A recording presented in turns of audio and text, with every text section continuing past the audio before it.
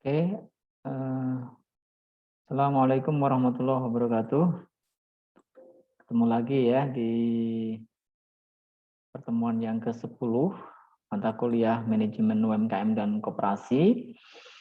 Kita sudah membahas ya dalam pertemuan sebelumnya tentang sedikit ya tentang perkoperasian ya. Bapak sudah sharing tentang pengalaman Bapak mengenai dunia koperasi, sehubungan dengan pengalaman Bapak waktu itu pernah menjadi bendahara dan ketua koperasi karyawan ya. Tentu ada hal-hal yang sebetulnya sangat ini ya, sangat menarik ya untuk kita kupas mengenai pernak-pernik pengelolaan koperasi.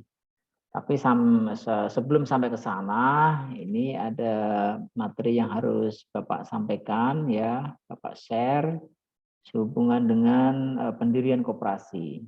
Walaupun sudah Bapak ini ya, Bapak ceritakan ya bagaimana proses pendirian koperasi yang pernah Bapak lakukan beberapa waktu yang lalu, tapi itu lebih ke tataran praktis. Nah, ini kita juga harus sampaikan tentang bagaimana sih sebetulnya teorinya gitu ya.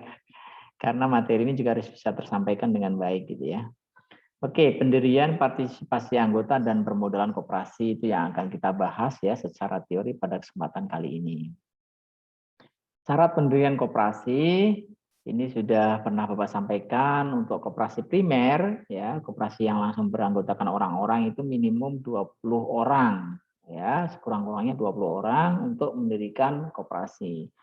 Nah, pernah Bapak sampaikan sebelumnya waktu beberapa bulan yang lalu ya, mungkin hampir setahun yang lalu ya Bapak mendirikan koperasi bersama teman-teman alumni itu minimum memang 20 orang.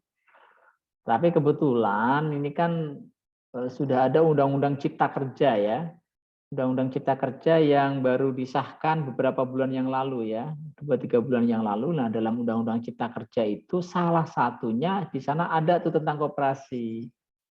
Nah, dalam Undang-Undang Cipta Kerja itu disebutkan pendirian koperasi primer itu cukup hanya dengan minimum 9 orang saja. Ya. Jadi memang Undang-Undang Cipta Kerja ini kan disebut dengan Omnibus Law ya. Jadi undang-undang sapu jagat yang banyak sekali menyederhanakan sekian banyak proses gitu ya. Sehingga banyak banget tuh yang disederhanakan ya dalam pendirian perusahaan atau PT, dalam soal ketenaga kerjaan, kemudian salah satunya dalam hal koperasi ini ya. Jadi walaupun menurut Undang-Undang Koperasi itu Undang-Undang Nomor 17 ya tahun 2012 itu koperasi primer itu dibentuk dan didirikan sekurang-kurangnya 20 orang, namun dengan adanya Undang-Undang Cipta Kerja maka 9 orang pun sudah bisa ya mendirikan koperasi primer ya. Nah, pendiri koperasi primer ini warga negara Indonesia, cakap secara hukum dan mampu melakukan perbuatan hukum ya. Ini kalau dalam istilah agama mukalaf ya. Ya sudah bisa dikenai beban hukum gitu ya. Kemudian usaha yang dilakukan koperasi harus layak secara ekonomi ya, dikelola secara efisien, mampu memberikan manfaat ekonomi secara nyata kepada para anggotanya ya, karena memang tujuan didirikan koperasi ini adalah bagaimana bisa memberikan manfaat yang sebaik-baiknya buat kesejahteraan para anggota. Jadi usaha yang mau didirikan juga sebisa mungkin gitu ya, itu visible gitu ya, sehingga koperasi bisa memperoleh keuntungan yang layak dan keuntungan itu pada akhirnya bisa dinikmati oleh para anggota ya. Modal sendiri harus cukup tersedia untuk mendukung kegiatan usaha yang dilakukan ya. Modalnya dari mana? Ya modalnya ya paling utama yang awal-awal ya dari simpanan pokok para anggota gitu. Maka biasanya para anggota ini mengumpulkan uang itu dengan setoran simpanan pokok kan, kemudian diikuti dengan iuran wajib ya. Habis itu ada simpanan sukarela dan seterusnya ya. Kemudian jangan lupa perlu tenaga terampil dan mampu mengelola koperasi. Ya, ini biasanya ya pengurus yang dipilih itu ya tahulah bagaimana mengelola koperasi, bagaimana mengelola usaha. Jadi jangan sampai koperasi itu berdiri kemudian salah kelola. Kenapa? Karena SDM yang dipercaya untuk mengurus koperasi itu tidak kredibel. Nah, tentu ini sudah dibicarakan ya ketika ada rencana untuk mendirikan koperasi. Nah, ketika persyaratan itu sudah terpenuhi, ada 20 orang tadi ya, walaupun sekarang 9 orang juga bisa dengan adanya Undang-Undang Cipta Kerja, maka para pendiri kemudian mempersiapkan hal-hal yang dibutuhkan, mengadakan rapat pembentukan koperasi yang dihadiri oleh Dinas Koperasi dan pejabat lainnya. Nah, dihadiri oleh Dinas Koperasi ini menurut Bapak tidak harus ya pengalaman Bapak ya. Karena bahkan kemarin terakhir itu karena situasi pandemi, Bapak mendirikan koperasi bersama teman-teman itu meetingnya pun Zoom ya. Jadi kita nggak saling ketemu gitu. Itu bisa gitu. Kita via Zoom, tapi tetap di sana ada daftar hadir ya. Daftar hadir dibuktikan dengan absensi yang ada di Zoom. Kayak gitu ada tuh ya. Walaupun tidak dan nggak ada pejabat terkait. Cuma nanti memang kalau sudah ada kan nanti kita bikin berita acara kan, berita acara pendirian koperasi dan nanti akan disampaikan ya. Untuk diurus ya, kalau kita nggak mau repot ya kita bisa mewakilkan itu kepada notaris yang dipilih ya. Oke, ini supaya tahu ya, supaya kita nggak loncat, kita ikuti dulu tahapan-tahapannya, tahap persiapan dalam pendirian koperasi. Jadi ketika kita mau mendirikan koperasi, pastikan orang-orang yang memang mau menjadi anggota, menjadi pendiri dalam hal ini, itu ya punya tekad yang sama ya, punya maksud dan tujuan yang sama gitu ya, punya visi yang sama, sehingga nanti koperasi ini bisa berjalan seirama karena pendirinya kompak gitu ya. Nah, ketika para pendiri ini membentuk panitia persiapan pendirian koperasi, maka tugasnya antara lain menyiapkan, menyampaikan undangan ya kepada calon anggota, pejabat pemerintah maupun pejabat dari dinas koperasi ya. Kalau kita di kabupaten itu ada dinas koperasi kan di tingkat daerah tingkat 2 ya. Mempersiapkan acara rapat, agenda rapat, tempat acara, ya, hal-hal lain yang harus disiapkan. Ini hubungannya teknis ya. Teknis kalau kita mau ngadain rapat kayak apa sih gitu ya, kita kirim undangan ke orang-orang yang memang kita minta atau kita harapkan untuk hadir, kemudian kita siapkan tempat, kita siapkan alat tulis, kita siapkan draft acaranya seperti apa dan seterusnya itu sudah disiapkan sehingga nanti ketika meeting atau rapat pembentukan itu terjadi tidak terlalu bertele-tele karena sudah ada konsepnya yang harus dibahas oleh para peserta itu sudah ada, bahkan nanti dibagiin tuh ya konsepnya, draftnya itu dibagiin sehingga pembahasannya nanti lebih fokus, tidak kemana-mana karena apa, ada draft, ada konsep yang sudah disiapkan sebelumnya oleh panitia persiapan ini ya. Mudah ya, yang jelas mudah ya, nggak sulit ya. Oke, ini tahap rapat pembentukannya. Minimal dihadiri oleh 20 orang calon anggota koperasi. Ini kalau koperasi primer ya sesuai undang-undang koperasi, walaupun sekarang bisa seperti Bapak sampaikan 9 orang.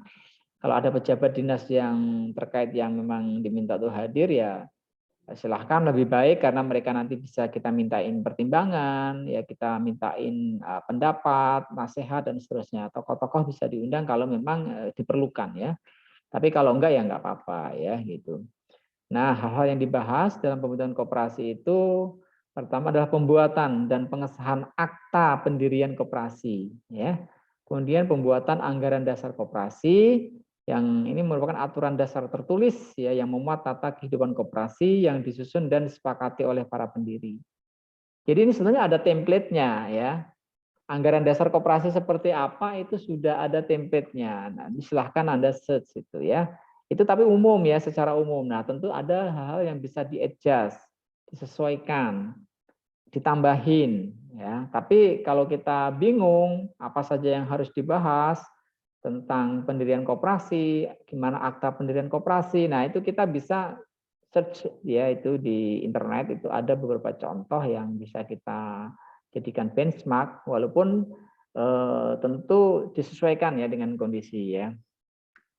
Jadi nanti akta pendirian ini yang akhirnya akan menjadi ini anggaran dasarnya ya koperasi itu, dan itu nanti dilegalkan ya, distempel tuh sama dinas terkait gitu ya. Nah, konsep anggaran dasar ini disusun dulu oleh panitia pendiri, kemudian rancangan konsep ini didiskusikan di dalam rapat pembentukan ini oleh para calon anggota dan para anggota yang hadir. Setelah disepakati maka kemudian disahkan dan diproses ya.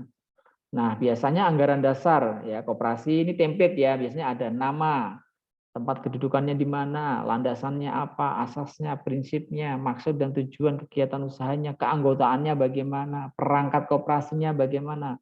Ini sudah template ini ya, nanti tinggal ikutin dan tinggal di ini aja, tinggal diedit aja gitu ya. Ada rapat anggota, pengurus, pengawas, bisa ditambahkan pembina atau mungkin penasehat dan seterusnya. Oke. Ketentuan mengenai permodalan perusahaan koperasi, ketentuan mengenai pembagian SHU, itu sudah ada ininya ya, pasal-pasalnya, tinggal nanti disepakati di rapat mau bagaimana.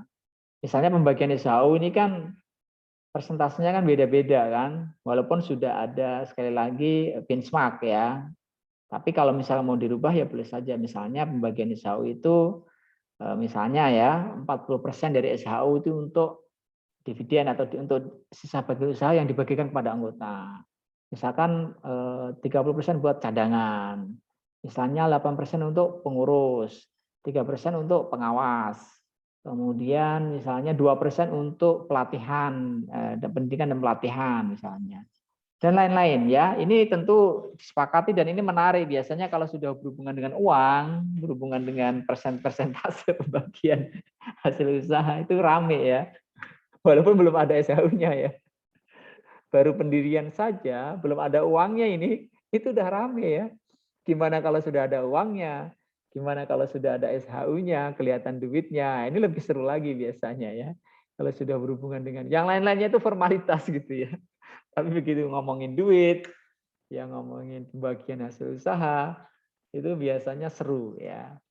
Nah, tentu masing-masing punya prioritas, masing-masing punya pertimbangan yang berbeda dan di situ biasanya pimpinan rapat harus pinter-pinter mengelola suasana gitu sehingga tetap kondusif rapatnya. Karena kalau enggak bisa ini juga ya, bisa rame gitu ya. Pengalaman Bapak kalau mimpin rapat anggota tahunan koperasi itu serunya itu di situ ya. Kemudian ada teknis misalkan ada pembubaran, penyelesaian masalah, jangka waktu berdirinya koperasi, sanksi-sanksi, anggaran rumah tangga dan lain-lain ya. Ini ada di dalam template anggaran dasar ya, anggaran dasar koperasi yang bisa kita search template-nya dan tinggal kita sesuaikan nanti sesuai dengan kesepakatan dari rapat pembentukan koperasi ya. Kemudian tahap pengesahan badan hukumnya. Nah, setelah selesai rapat itu sudah ada berita acaranya, sudah ada kesepakatan yang disahkan oleh rapat itu, maka kemudian ini diproses supaya turun badan hukumnya gitu ya. Maka para pendiri atau kuasa pendiri di sini bisa jadi adalah notaris. Kalau nggak mau repot ya sudah, serahin saja untuk notaris. Untuk apa? Memproses masalah legalitas hukumnya gitu ya. Maka notaris nanti yang akan mengajukan permohonan pengesahan akta pendirian ini kepada Dinas Koperasi dan UKM dan melampirkan apa yang dibutuhkan. Makanya notaris biasanya juga rewel dia ya.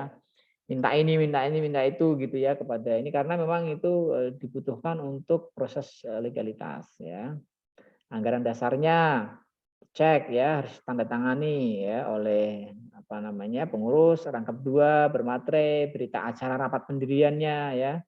Berita acara itu kan berita acara rapat pendirian koperasi tanggal sekian pada hari ini. Ya kan tanggal sekian, jam sekian telah diadakan rapat pendirian atau pembentukan koperasi yang dihadiri bla bla bla bla dengan segala, itu namanya berita acara ya. Nah, itu nanti disertakan ya. Berita acara yang sudah ditandatangani itu disertakan di dalam dokumen-dokumen yang dijadikan lampiran dalam rangka proses legalitas badan hukum koperasi ya. Surat undangan ini juga dilampirkan untuk surat undangan kepada calon anggota, kepada pihak-pihak yang terkait ya. Daftar hadir rapat. Nah, ini juga daftar alamat lengkap pendiri ya. Susunan pengurus ya. Kalau kemarin bahkan semua pendiri itu diwajibkan untuk ngumpulin kopi KTP ya, kopi KTP dan NPWP bahkan ya. NPWP juga diminta ya, walaupun NPWP mungkin hanya untuk pengurus aja ya menurut Bapak ya, tapi waktu pendirian itu juga diminta ya untuk NPWP ya. Tapi kalau pengurus-pengawas memang perlu ya NPWP. Kemudian ada juga tanda store minimal ya 5 juta untuk koperasi primer dan 15 juta untuk koperasi sekunder. Kalau untuk koperasi simpan pinjam maka bukti penyetoran modalnya minimal 15 juta untuk koperasi primer, 50 juta untuk koperasi sekunder ya berupa deposito di bank pemerintah. Nah, kalau yang pasal ini nih ini enggak kaku ya. Pengalaman Bapak kemarin nggak harus store segitu tuh ya. Sudah bisa tuh badan hukum turun kok gitu ya. Walaupun nggak harus mutlak ada uang segitu ya. Nggak tahu nanti ya, mungkin tiap-tiap notaris berbeda ya. Tapi yang jelas kemarin waktu pengurusan itu kita sudah ada simpanan pokok, sudah ada simpanan ini gitu ya. Ya kalau ini terpenuhi ya tentu saja lebih mudah gitu aja ya. Oke. Kemudian membayar tarif pendaftaran pengesahan akta pemilik koperasi 100.000. Ini tolong dicek ini kayaknya sekarang mungkin sudah berubah ya kalau angka ini ya. Bapak juga belum update untuk biaya pengesahannya ini ya. Ini kan tiap daerah juga berbeda kadang-kadang kan. Jadi nanti menyesuaikan saja ya. Kemudian pejabat koperasi akan mungkin pengesahan ya terhadap akte koperasi atau akte pendirian koperasi. Oke, alasan menjadi anggota koperasi atau alasan didirikannya koperasi. Alasan kenapa anggota itu menjadi koperasi ada alasan historis, politis, ekonomis, yuridis, dan sosiologis ya. Nah, maksudnya gimana? Misalnya anggota ini punya background historis yang sama, misalkan sama karyawan gitu ya, yang sama-sama secara historis itu merasa senasib ya. Atau mungkin punya masalah yang sama terhadap pemenuhan kebutuhan. Jadi ini menjadi sebuah reasoning ya, sebuah alasan yang kuat untuk mereka berkumpul. Yuk kita bikin koperasi yuk supaya kita bisa punya kekuatan bareng misalnya. Ya, ini masuk alasan politis juga nih ya. Supaya punya suara yang lebih kuat ketika nanti ngomong ke pihak-pihak tertentu. Karena kalau orang per orang tentu berbeda ya ini apa kekuatannya. Ketika sudah berkumpul, apalagi sudah bentuk badan hukum, tentu ini secara politis ini lebih kuat gitu ya. Nah, secara ekonomis, alasan ekonomis ya tentu diharapkan setelah mereka berkumpul, kemudian punya modal, punya expertise yang berbeda-beda, kemudian dikumpulkan sehingga kemudian akan bisa melahirkan usaha-usaha tertentu yang bisa mendatangkan keuntungan misalnya. Jadi alasan ekonomis ini juga biasanya lebih dominan sih ya. Karena awal berdirinya koperasi biasanya kan untuk meningkatkan kesejahteraan anggota ya. Nah, ini lebih ke alasan ekonomis. Jadi diharapkan dengan berdirinya koperasi, ekonomi anggota itu meningkat, bukannya malah makin nyungsep gitu ya. Dengan berdirinya koperasi diharapkan pendapatan anggota meningkat. Kenapa? Selain misalnya sebagai karyawan, ada pendapatan dari SHU misalnya ya. Kemudian ketika koperasi sudah punya usaha, harapannya tentu akan mendatangkan keuntungan dan keuntungan itu pada akhirnya akan meningkatkan kesejahteraan dari para anggotanya. Alasan yuridis ya ini alasan yang bersifat hukum ya, secara legal, sosiologis ini ya sosial ya. Jadi memang orang itu kan butuh berkumpul ya. Kita ini kan makhluk sosial gitu. Kita ini butuh sarana bersosialisasi, kita butuh kerjasama dengan orang lain, ya kita butuh orang lain untuk bisa memenuhi mungkin kebutuhan-kebutuhan kita dan seterusnya. Ini kan sifatnya sosial. Jadi salah satu orang masuk ke koperasi, ikut mendirikan koperasi, salah satunya adalah alasan sosial ini supaya ya kita sebagai makhluk sosial ini terpenuhilah kebutuhan kita dan kita bisa berserikat ya, berserikat dalam satu badan hukum yang jelas, yang kredibel untuk bisa meningkatkan kesejahteraan bersama gitu ya. Oke, ini Undang-Undang 25 tahun 92 tentang perkoperasian. Walaupun ini undang-undang sudah direvisi juga ya, sudah dicabut ya. Karena ada undang-undang yang lebih baru yaitu Undang-Undang Nomor 17 tahun 2012.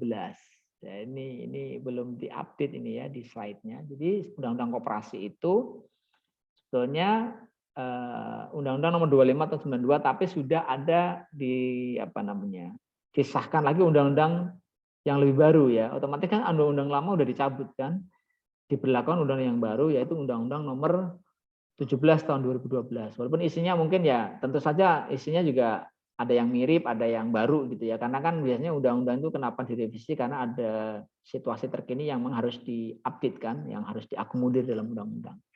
Bahkan Undang-Undang Nomor 17 tahun 2012 itu kemarin beberapa bulan lalu juga sudah dalam tanda kutip direvisi juga ya, walaupun tidak dengan undang-undang khusus tapi melalui Undang-Undang Cipta Kerja. Yang di sana sebagian koperasi juga dibahas gitu ya. Tapi it's okay ya, itu soal masalah legalitas undang-undangnya, tapi prinsip-prinsipnya nggak jauh beda ya, mirip-mirip lah ya. Di mana disebutkan bahwasanya koperasi adalah pemilik sekaligus pengguna jasa koperasi, ya kan? Keanggotaan koperasi dicatat dalam buku daftar anggota, ya.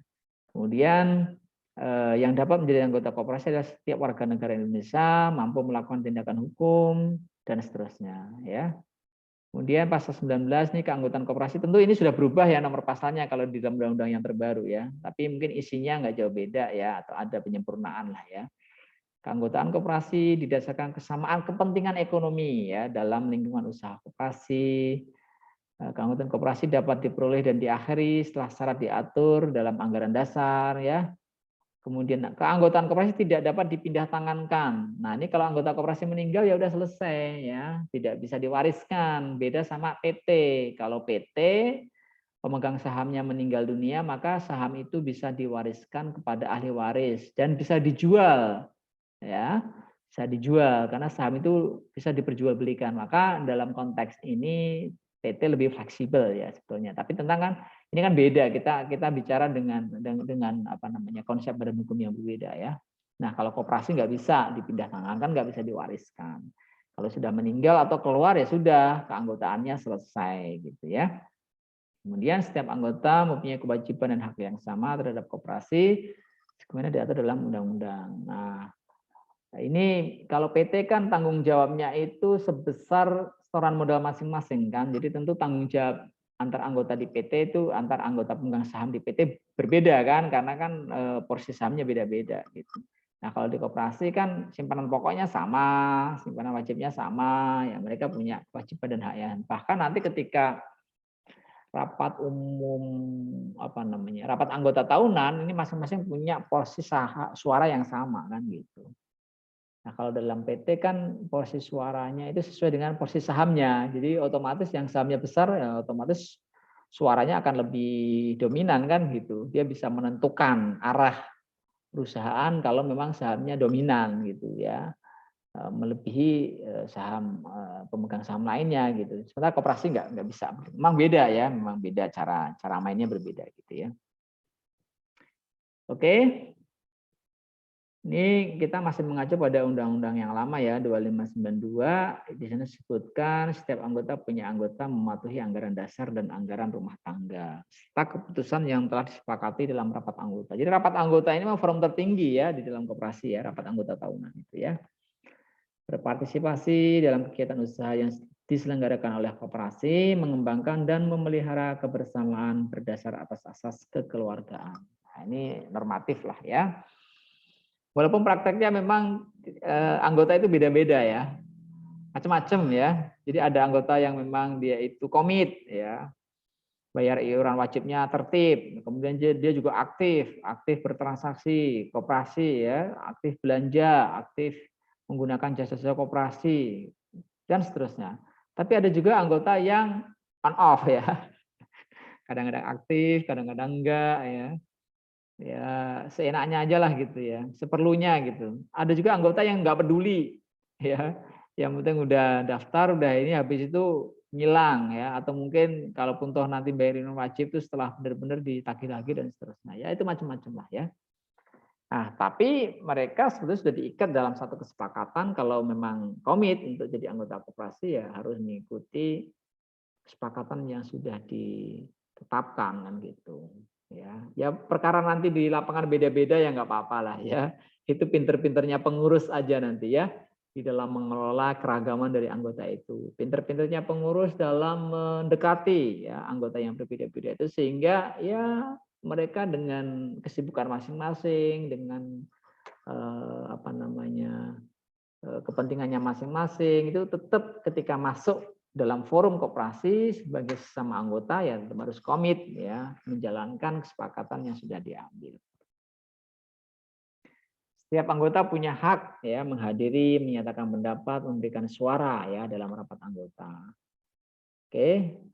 Kalau anggotanya banyak banget gimana tuh nanti? Ya tetap sistem perwakilan kan seperti yang pernah Bapak ceritakan kan waktu Bapak jadi ketua koperasi, anggotanya ribuan nggak mungkin semuanya hadir.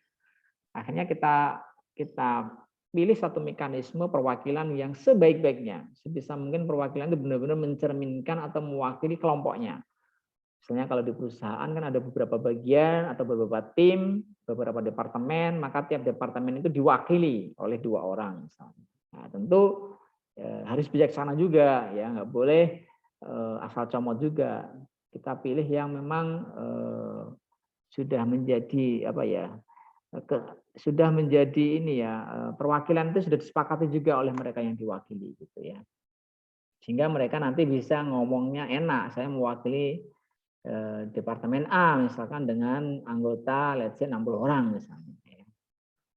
Oke, anggota juga punya hak untuk memilih dan dipilih untuk menjadi anggota pengurus atau pengawas. Ya. Jadi tiap anggota punya kesempatan ya untuk jadi pengurus atau pengawas. Tentu harus konsekuen juga kalau memang mau jadi pengurus, siap jadi pengurus ya ini ya harus ngurus beneran gitu ya. Harus meluangkan waktu, tenaga, pikiran ya untuk ngurus beneran, karena kalau udah dipercaya kan tanggung jawab ada di dia kan untuk mengoperasikan koperasi. Jadi harus siap. Jangan hanya pengurus papan nama ya. Ada namanya doang tapi nggak pernah datang rapat ya, nggak pernah ikut apa namanya sumbang pikiran, andil tenaga, nggak pernah. Wah ini namanya dolim nih. Jadi ya kalau memang sudah disepakati atau sudah diangkat jadi pengurus ya memang harus benar-benar mengurusi, bukan jadi urusan ya. Jangan sampai pengurus itu jadi urusan ya. Pengurus ya tugasnya ngurus gitu ya, bukan jadi urusan. Demikian juga pengawas ya. Pengawas ini harus bisa kerjasama dengan pengurus karena dibutuhkan ya dalam proses kepengurusan itu kan pengawas juga harus terlibat aktif sehingga proses pengurusan koperasi ini transparan, kemudian juga bisa dipercaya oleh anggota karena ada pengawas yang memang melakukan tugasnya dengan baik, gitu ya. Meminta diadakan rapat anggota menurut ketentuan dalam anggaran dasar. Ya, misalnya ini ada kenapa-kenapa gitu ya, anggota bisa saja mengusulkan diadakan rapat anggota ya, selain rapat anggota tahunan ya. Ada ya, itu silahkan nanti diatur ya dalam ketentuan anggaran dasar yang disepakati gitu ya. Mengemukakan pendapat atau saran kepada pengurus di luar rapat anggota, boleh-boleh saja. Ya, baik diminta maupun tanpa diminta. Jadi ya kalau anggota ya bisa saja menyampaikan saran, pendapat dan seterusnya. Tentu tidak boleh memaksakan harus dipakai, tidak boleh memaksakan harus disepakati atau diterima ya. Tentu pengurus punya pertimbangan-pertimbangan ya kalau memang itu memungkinkan dan bagus untuk dijalankan ya kenapa tidak dijalankan gitu. Kenapa tidak untuk diterima. Nah, tapi mungkin saja namanya anggota banyak, pendapatnya beda-beda, kan tidak mungkin semua pendapat itu diimplementasikan ya, apalagi kalau pendapatnya berlawanan gitu ya. Tentu akhirnya disinilah pentingnya musyawarah untuk memilih atau menentukan alternatif yang paling tepat ya untuk koperasi dan seterusnya. Kemudian juga mendapatkan keterangan. Sorry yang sebelumnya memanfaatkan koperasi dan mendapatkan pelayanan yang sama ya anggota juga punya hak ya mendapatkan pelayanan dan mendapatkan keterangan mengenai perkembangan koperasi. Ya. Progresnya sejauh mana koperasi. Nah, ini sebetulnya perlu ada wahana komunikasi dari pengurus kepada anggota. Nah, sekarang ini kan sudah digital ya. Jadi sebetulnya lebih mudah untuk bisa mengkomunikasikan perkembangan koperasi itu tidak harus ketemu tapi bisa melalui kanal-kanal yang sudah ada yang bisa diciptakan di dunia digital ya. Kalau misalnya mau simpel ya bisa via WA, mungkin grup WA, bisa Telegram ya. Bisa juga via medsos ya, media sosial. Tentu kalau via medsos ya harus lebih disaring informasinya ya. Karena tidak semua informasi itu bisa di-share ke medsos. Karena kalau medsos kan publik ya, jadi harus hati-hati juga. Jangan sampai yang informasi yang sifatnya itu private untuk internal anggota itu di-share keluar.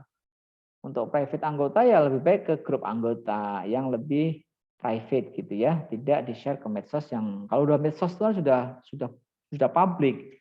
Semua orang bisa lihat, tentu harus bijaksana kalau kita mau men-share informasi yang berhubungan, apalagi berhubungan dengan uang, itu harus hati-hati sekali ya. Tidak semua urusan keuangan itu bisa di-share ke publik ya. Itu harus di screening dulu ya. Oke, partisipasi anggota dalam koperasi bisa diwujudkan dalam berbagai macam cara ya. Di antaranya bayar iuran wajib pasti ya, karena iuran wajib ini kan termasuk darahnya koperasi untuk menambah permodalan kan gitu. Jadi ya harus bayar iuran wajib secara rutin, konsisten, ya, secara teratur. Supaya apa? Koperasi punya dana untuk terus ya mengembangkan usahanya. Menabung secara sukarela. Nah, ini juga partisipasi anggota yang bagus nih ya.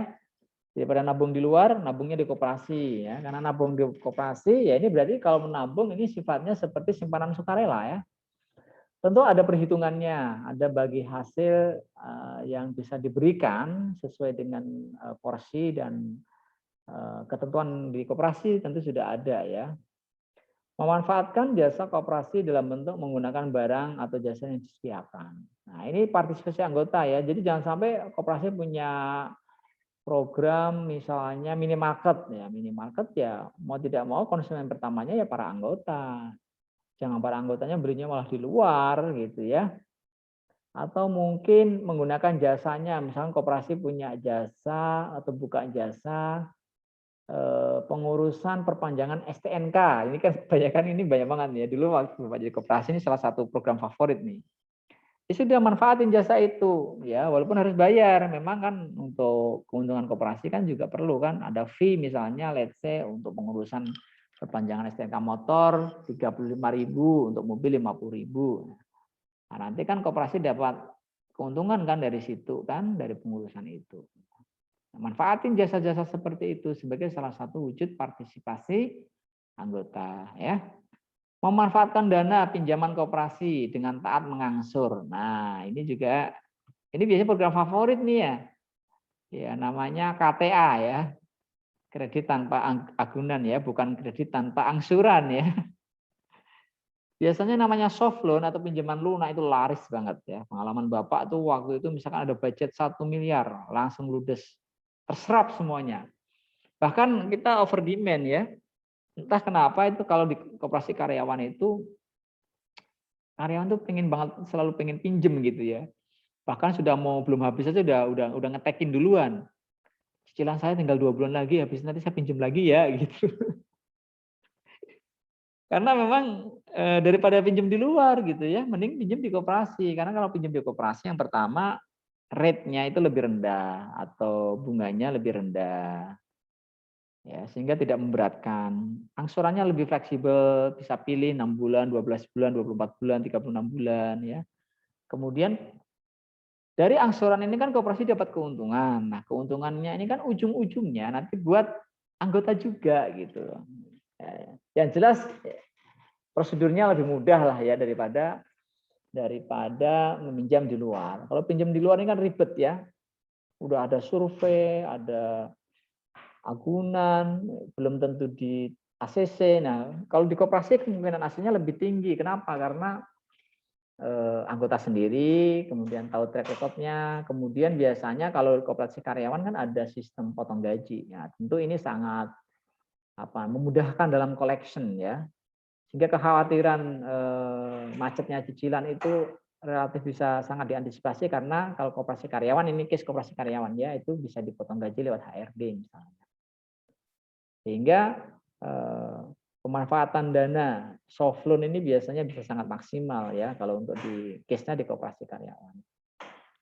Kemudian juga menghadiri rapat dan pertemuan secara aktif. Ini salah satu partisipasinya ya. Kalau memang diundang ya datang ya. Kalau memang ada rapat-rapat yang di rapat-rapat yang diadakan yang melibatkan anggota, yang meminta pendapat anggota, ya silahkan hadir kemudian sampaikan apa yang menjadi pendapat kita ya. Manfaatkan forum-forum seperti itu untuk kepentingan kemajuan koperasi di masa yang akan datang. Kemudian rangsangan partisipasi anggota koperasi ya. Nah, ini biasanya nih ya, anggota koperasi itu akan mudah untuk partisipasi, senang terlibat itu kenapa? Itu perlu diberi rangsangan gitu ya. Salah satunya misalnya kegiatannya harus sesuai dengan kebutuhannya. Kalau nggak sesuai kebutuhannya tentu anggota akan dingin-dingin saja kan, tidak merespon dengan baik. Jadi harus disurvei juga gitu. Kira-kira kalau koperasi mau launching satu program, kira-kira nih anggota butuh nggak? Anggota kira-kira seneng nggak gitu. Contoh misalnya ketika waktu itu Bapak launching untuk program jasa pengurusan perpanjangan STNK. Nah, ternyata sesuai prediksi ya, ini pasti akan banyak diminati. Ya. Hampir semua anggota punya motor yang pertama, bahkan sebagian punya mobil. Kemudian yang kedua, mereka nggak mungkin ngurus sendiri. Kenapa? Karena kan kerja dari pagi sampai malam gitu ya, nggak mungkin ngurus sendiri. Kalaupun toh ngurus di luar, itu pasti juga ke biro jasa di luar, ya. Dan itu juga repot wirawirinya. Nah, mending ke koperasi ya, nggak perlu repot-repot, nggak ngeluarin duit langsung. Kenapa? Karena nanti biayanya dipotong gaji, ya gitu. Jadi simple. Nah, sehingga karena ini sesuai dengan kebutuhan anggota, maka programnya sukses. Program lain juga begitu. Dijajaki dulu, kira-kira memang anggota ini butuh nggak, anggota ini seneng nggak, gitu. Harus ya, harus selalu dikasih stimulus seperti itu supaya anggota itu terlibat dan semangat gitu ya, semangat bayar iuran wajib ya dalam konteks bukan koperasi karyawan kan iuran wajib harus transfer masing-masing kan. Kalau mereka tidak komitmen kan mereka malas transfer gitu ya. Kecuali koperasi karyawan potong gaji. Nah itu tentu untuk iuran wajib nggak ada masalah ya kalau sistemnya potong gaji. Tapi kalau koperasi-koperasi pada umumnya yang di luar itu kan repot itu ya, ngumpulin iuran wajib itu susah juga ya. Harus diingetin terus, harus digedor-gedor terus ya supaya iuran wajibnya tidak pada telat gitu ya.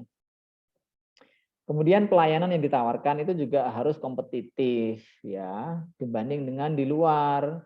Kenapa? Karena buat anggota kan jangan ambil untungnya mahal-mahal. Ya tetap ambil untung tapi ya inilah ya nggak usah tebal-tebal supaya tarifnya itu kompetitif buat anggota ya. Kemudian anggota menyetujui melalui aturan yang sesuai, pembiayaan yang efisien dan manajemen yang profesional.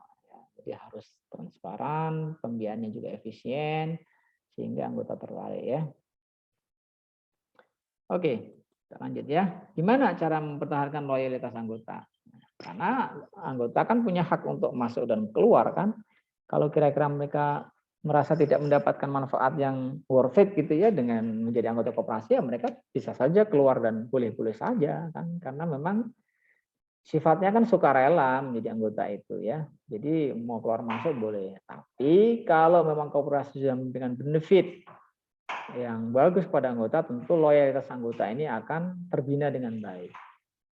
Nah, supaya terbina dengan baik, loyalitasnya makin meningkat. Nah, tentu ada beberapa tips, beberapa upaya yang bisa kita lakukan ya sebagai pengurus koperasi. Ya. Misalnya kegiatan usaha koperasi itu harus selaras dengan kebutuhan anggota. Ya, ini sudah Bapak sampaikan sebelumnya ya tadi ya. Kemudian usaha yang dilakukan harus memberikan manfaat langsung atau tidak langsung pada anggota. Koperasi harus dapat meningkatkan posisi tawar ya bagi para anggotanya dalam meningkatkan skala ekonomi usaha anggotanya. Komunikasi antar koperasi dengan anggota juga harus dijaga dengan baik. Jangan sampai tersumbat ya jalur komunikasi itu. Buka beberapa kanal kalau perlu. Ya bisa via WhatsApp group, bisa via email, bisa langsung ke kantor sekretariat koperasi. Ya. Yang jelas jangan sampai tertutup ya channel-channel komunikasi antara anggota dengan pengurus itu. Kemudian pengelola atau pengurus juga harus mampu menciptakan inovasi ya dalam pengelolaan itu sehingga ada terobosan-terobosan yang makin lama makin baik lah gitu ya. Sehingga misalkan kalau dulu anggota mau ngecek simpanannya kok susah, harus nanya. Nah, sekarang bikin misalnya apps, aplikasi kan sekarang eranya apps ya.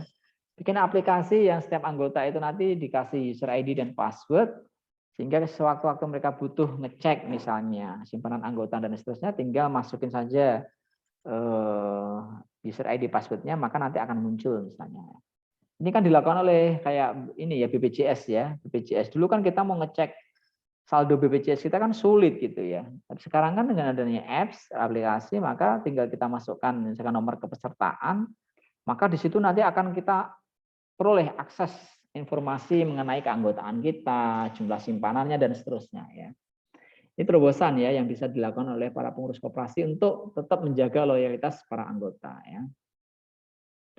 Oke, pendidikan keanggotaan juga perlu dilakukan. Artinya anggota juga kadang-kadang ya harus dikasih edukasi, pelatihan untuk meningkatkan wawasannya tentang dunia perkoperasian dan seterusnya. Makanya di anggaran dasar biasanya disebutkan tuh ada anggaran khusus ya di pembagian SHU itu ada sekian persen biasanya untuk pendidikan dan pelatihan. Oke, berikutnya adalah tentang permodalan ya. Permodalan koperasi ini tentu yang pertama ya diperoleh dari simpanan pokok para anggota ya.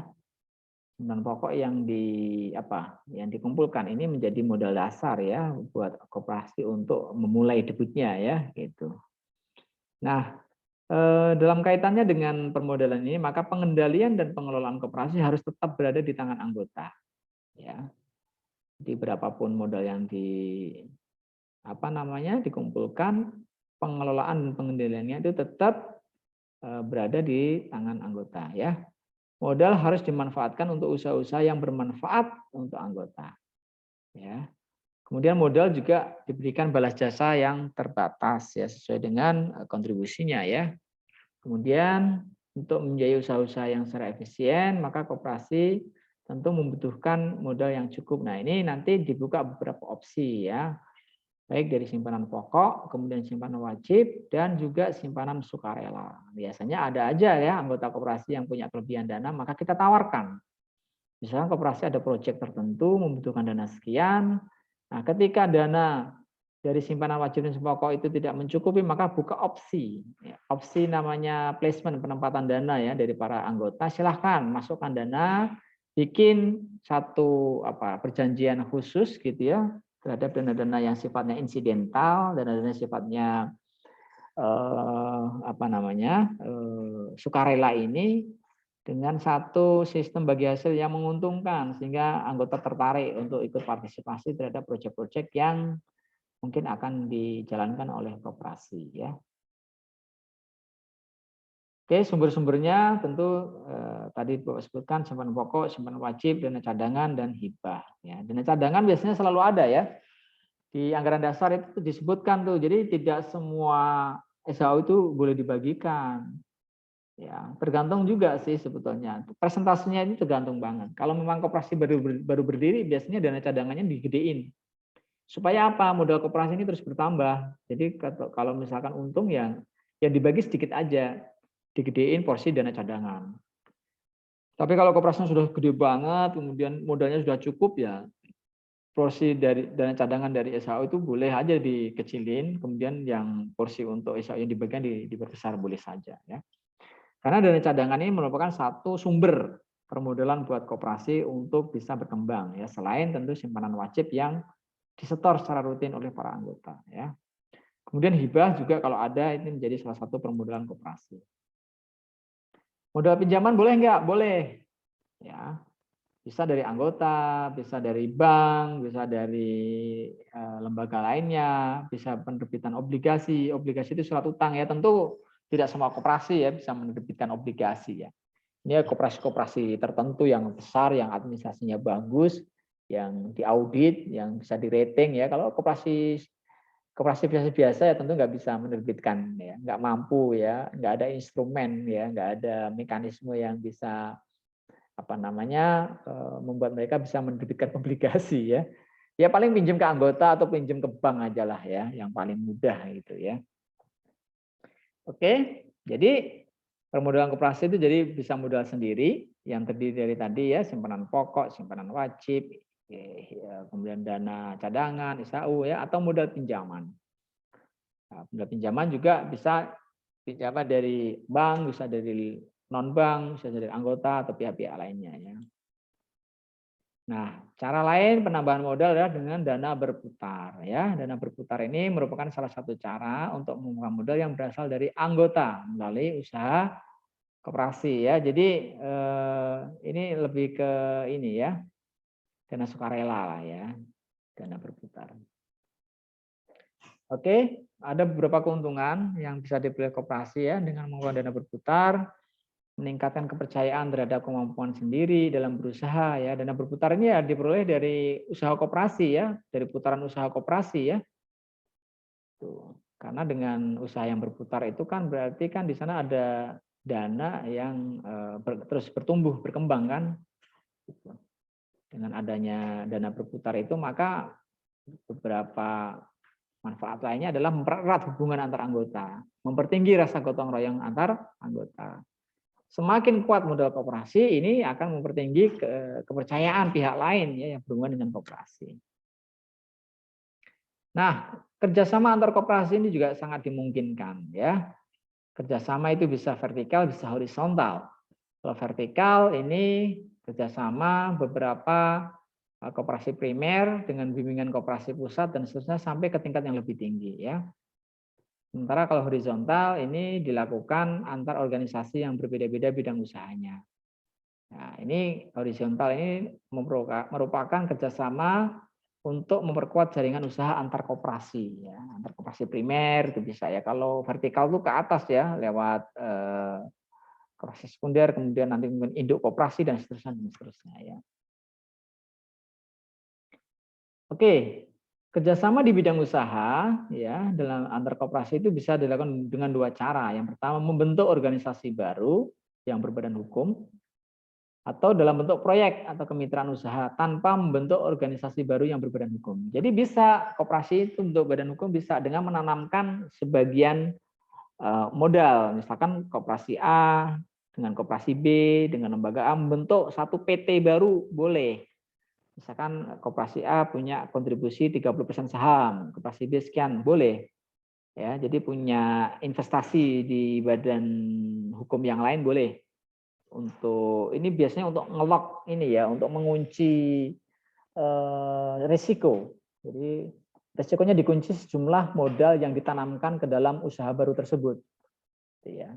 Supaya lebih kuat, nah, bentuk badan hukum baru bisa PT atau mungkin bisa dalam bentuk lembaga yang lain. Ya. Tapi bisa juga dalam bentuk proyek saja ya, tanpa harus ada berbadan hukum. Oke, itu ya pengantar diskusi pada kesempatan sesi kali ini. Silahkan kalau ada yang mau ditanyakan, yang berhubungan dengan permodalan koperasi, berhubungan dengan usaha-usaha yang layak yang dilakukan oleh koperasi dalam rangka menjaga loyalitas pelanggan dan seterusnya, loyalitas anggota ya dan seterusnya, silahkan disampaikan saja. Kita akan perdalam lagi dengan diskusi di grup, bisa langsung disampaikan. Ya, ini Bapak stop share dulu. Semoga ini bisa menjadi pemantik diskusi yang seru ya, untuk bisa memancing banyak hal ya yang bisa Bapak share tentang dunia perkoperasian. Terima kasih. Assalamualaikum warahmatullahi wabarakatuh.